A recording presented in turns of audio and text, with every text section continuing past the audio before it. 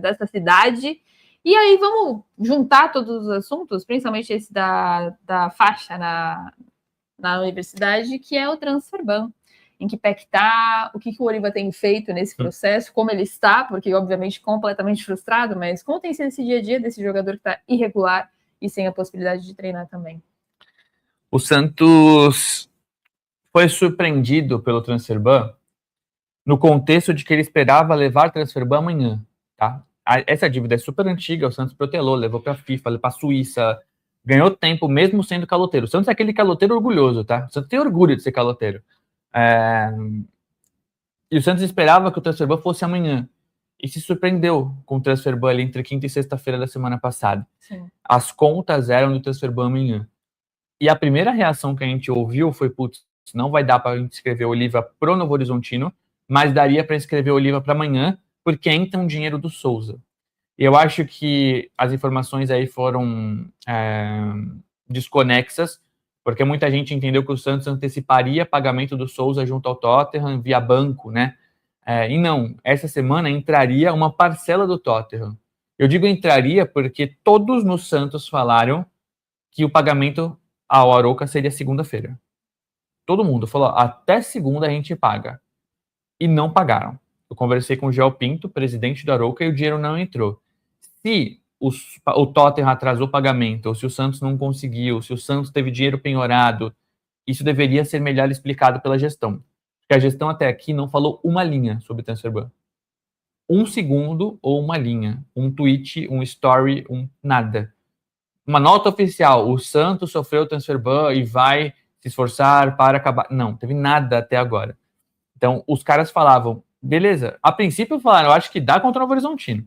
Depois falaram, vai dar contra o Vasco. E não vai dar, porque não é um simples Pix, né? É uma transferência de 16 milhões de reais, a dívida está quase em 17 milhões de reais com multas e juros.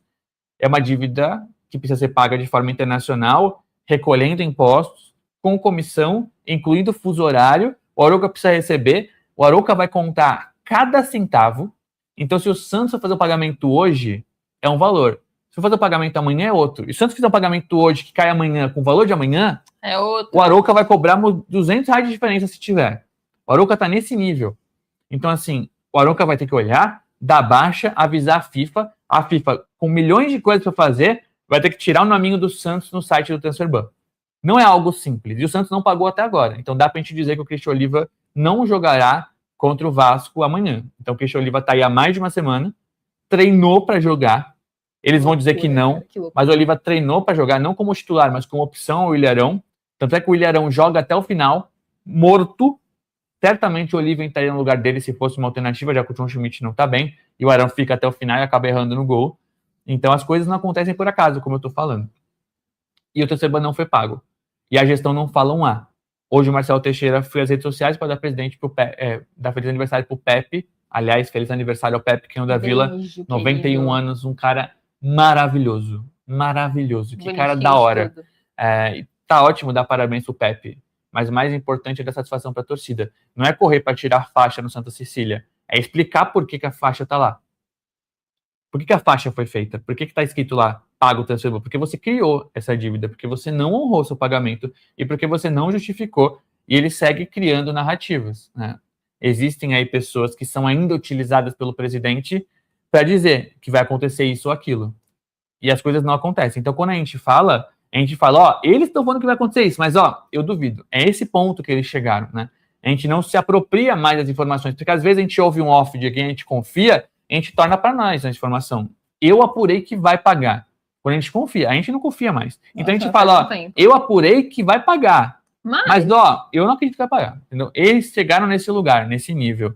Então, não pagaram até agora. Acabei de conversar com a Arouca, conversei hoje, inclusive, desculpa ao presidente da Arouca, que deve estar cheio de coisa para fazer. Eu fico lá, e aí, pagou? E aí, pagou? E aí, pagou? E não paga. O Santos não pagou o Transferban. O Christian Oliva segue treinando, não pode nem aparecer em foto.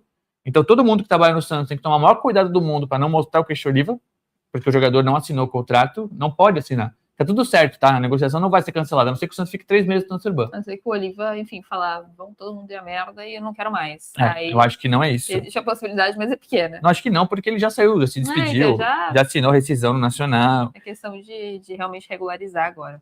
Meu pai tá voltando. Eu não consegui desassociar. Mas é isso. A questão é que o Santos não pagou o transfer ban e a gente vai esperar. Eu atualizo o site do transfer ban com frequência. Vocês podem fazer isso no Google, tá? Vocês vão sobrecarregar um pouco o site, mas transfer ban FIFA. Não faz isso não. Você vai entrar lá, vai ter clube, nacionalidade, Comebol, não. Se poupem. Você põe Santos e não vai ter, tipo bid. E eu tô conversando com a Arouca e até agora nada aconteceu. Então o Christian Oliva segue fora a partida contra o Vasco. O Santos vai ter as mesmas opções, pelo menos não tem novos desfalques, né? Então tem aí novamente força máxima, tirando o Christian Oliva. Vamos ver o que o Vojvoda vai aprontar, porque ele erra na escalação contra o Novo Horizontino, né? O Gabriel Menino não vai bem, o Miguelito entra pedindo passagem, então vamos ver como é que vai ser Santos e Vasco. Mas de transfer ban, que eu sei que vocês estão me perguntando, não temos novidades ainda. Muito bem, então o transfer ban segue vigente, tá? O Santos segue impedido de regularizar jogadores, a única coisa que o Santos pode é dispensar jogadores. E já aproveitando, Gabi, e o Bácio e o Rincon já foram dispensados? A rescisão amigável aconteceu? Não tenho essa informação, tá? O que eu sei é que estão negociando essas saídas, tanto do Bácio quanto do Rincon, mas que até o momento nada foi concretizado, então não está oficializado, assinado, eles ainda estão vivendo o dia a dia normalmente.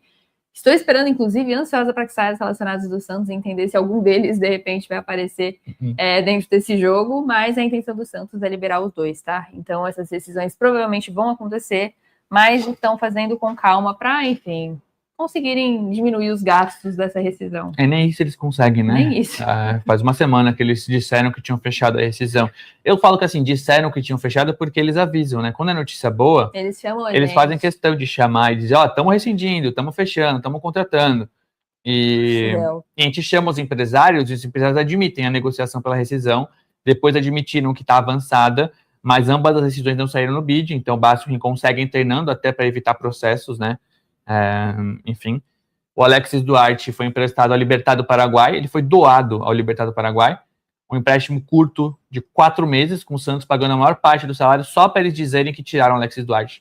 Não faz nem sentido fazer isso, a gente não tem outro zagueiro, mas enfim, era opção pro Vojvoda. É assim que eles trabalham. E o Lautaro Dias, que muita gente perguntou por que não esteve no último jogo, se ele está saindo, não, foi apenas uma opção técnica. Como o Santos ganhou posições ali na frente, né, ganhou novas opções, 5 sondagens da Série A. 5 sondagens. Os jogadores que estão treinando separado neste momento são o zagueiro Alex Nascimento, o Enzo Boer, que deu errado o empréstimo ao Santo André, e o atacante Rafael Freitas, do Sub-20, que estourou idade. Eles não estão nos planos do Vojvoda e treinam separadamente. No mais, todos continuam. Zé Ivaldo, Lautaro e o Bácio e o Rincon treinam enquanto esperam a rescisão. Bom, só trazendo essa atualização para vocês, que eu sei que vai virar pergunta no chat. O Joaquim Mendes nos mandou um superchat. E ele quer mais bastidores. Foi assim. Boa tarde, casal. Tem informações sobre essa indisposição com o Souza em um pós-jogo no vestiário? Se for real, vindo de alguém que nem trabalha no clube, é papo de derrubar na mão tudo isso. Eu tenho informação, e com todo respeito ao Lucas Barros, do Diário do Peixe, né, que disse, ele não citou o Souza, né, mas dá para entender que é o Souza. A informação que eu tenho é que o Souza quis muito sair, tá? Muito. Foi algo que a gente ouviu de pessoas que trabalham no Santos e eu pude confirmar com próprios jogadores, tá? O Souza chegou a não treinar, pedindo para ser negociado com o Tottenham. Então essa narrativa de que o Souza só saiu porque um assessor da presidência teria brigado com ele no vestiário e a situação ficou irreversível, na minha informação, na minha apuração, não procede. Ele pode ter sido xingado por alguém? Pode, mas não foi isso que fez ele sair. O Souza, olhando o cenário, pensou, eu prefiro ir para o Tottenham brigar contra o rebaixamento no inglês, ganhando em libras, do que estar nesse clube. Isso é digno, isso é decente, é decisão profissional que a gente respeita. Mas o Souza quis muito sair. Muito. Assim como o Luca Meireles quis muito sair. Eu acho que isso passa um recado de que por que os meninos da Vila querem sair tão cedo? Porque tá tudo um caos. Porque é uma bagunça e eles são cobrados, né? Eles não entram na boa, o bom tempo, chega na hora da boa da decisão, descansado, ele é reserva. O Miguelito é reserva. O Lira é reserva, tá? Então eles sabem que o contexto não tá bom para eles. A minha informação é que o Souza quis muito sair. Ele não saiu porque ninguém xingou ele. Ele saiu porque ele quis. O pai dele chegou a brigar para ele sair e o Souza pediu para não treinar. Eu não vou treinar para ir embora. Então, assim, o Santos aceitou a proposta de bom grado, entendeu que 15 milhões de euros era uma boa proposta, mas o Souza quis muito sair. Eu acho que em algum momento oportuno o Souza vai poder falar sobre isso também. Tomara que sim. Mas é isso, a nossa informação não bate necessariamente com o contexto inserido na informação do Diário do Peixe, com todo respeito à informação cedida deles. Mas sim, eu também tinha a informação de vontade do Souza de deixar o Santos, e tudo muito por conta do contexto do clube, tá? Então não foi o que desencadeou a vontade de sair, mas certamente um acúmulo de situações. O Moza mandou mais um superchat, mais uma live em que eles estão bombando aqui no superchat. Eu já chegou outro, a gente adora. O Moza fala assim: é verdade que o Basso poderia ter ido para o Arouca pela dívida? Não. O Basso poderia ter voltado para o Arouca, e isso faria com que o relacionamento do Santos com a Arouca estivesse melhor e abatesse talvez parte dela. O Basso hoje não vale 16 milhões de reais. Não vale. Possível ele valer isso. Tá? Ele é o último reserva do Santos há muito tempo. Ele tem 2 partidas disputadas em 7 meses. Ele não vale 16 milhões de reais. Mas o Arouca, porque assim, a dívida foi feita pelo Rueda, e o Rueda não pagou. O Marcelo Teixeira, no momento em que a dívida estoura, que o Arouca vai para a justiça, o Marcelo Teixeira teve a oportunidade de negociar isso enquanto havia uma política de boa vizinhança. O Arouca falou, putz, foi o Rueda, o Marcelo Teixeira eu não conheço, deixa eu ver quem é esse cara. Então o Santos teve uma nova chance de negociar, né? Porque às vezes você negocia com os Santos. Depois você pode negociar com as pessoas que estão no Santos. Se você chegar e falar, cara, eu cheguei agora, desculpa, eu não sei, vamos ajudar? Nesse momento em que a dívida poderia ser renegociada, o Arouca demonstrou interesse no Basso.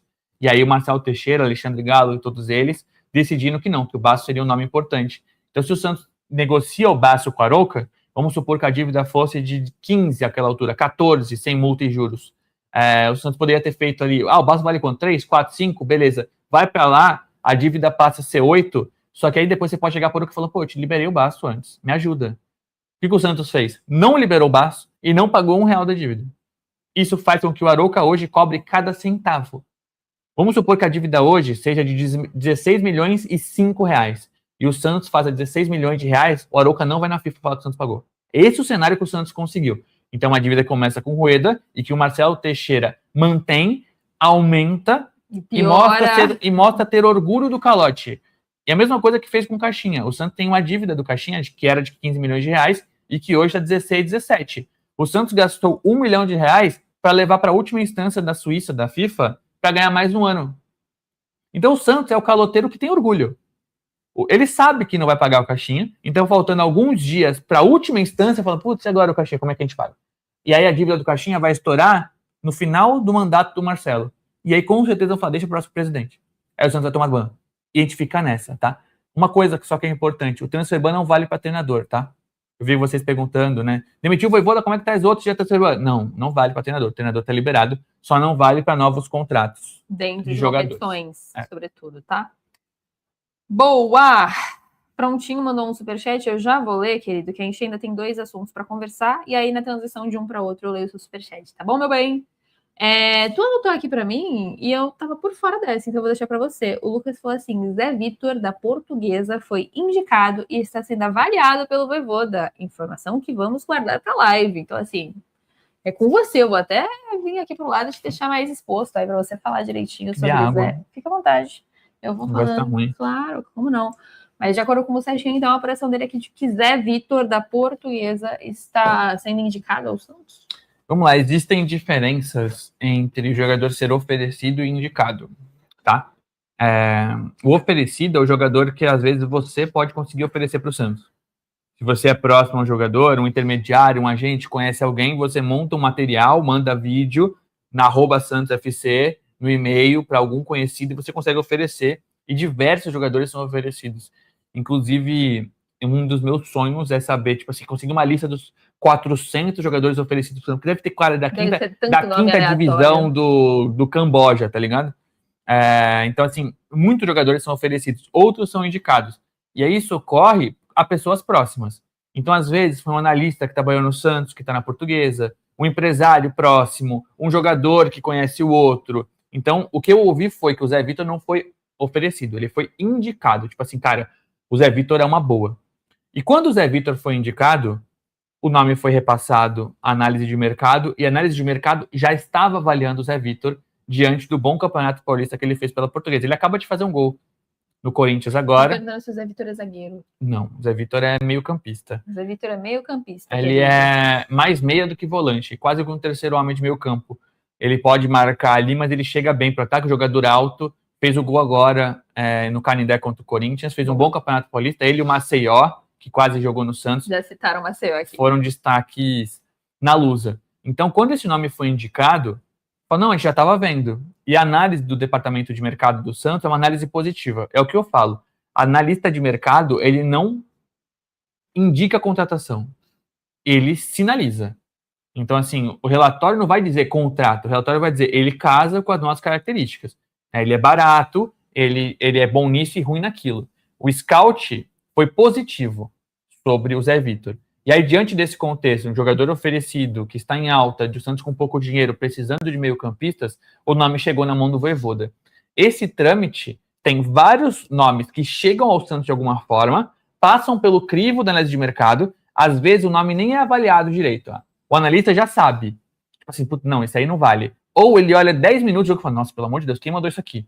Então, quando a análise de mercado passa o nome para frente, é um segundo passo. Então, o nome chega, a análise de mercado passa para frente, o departamento de futebol avalia e passa o nome ou não para o Vojvoda. Então, por exemplo, de César, que o Santos não conseguiu contratar, teve todo esse espaço até chegar na mão do Vojvoda e o Vojvoda aprovou. Outros nomes chegaram na mão do Vojvoda e o Vojvoda reprovou, como o zagueiro Igor Rabelo do Fluminense. No caso do Zé Vitor,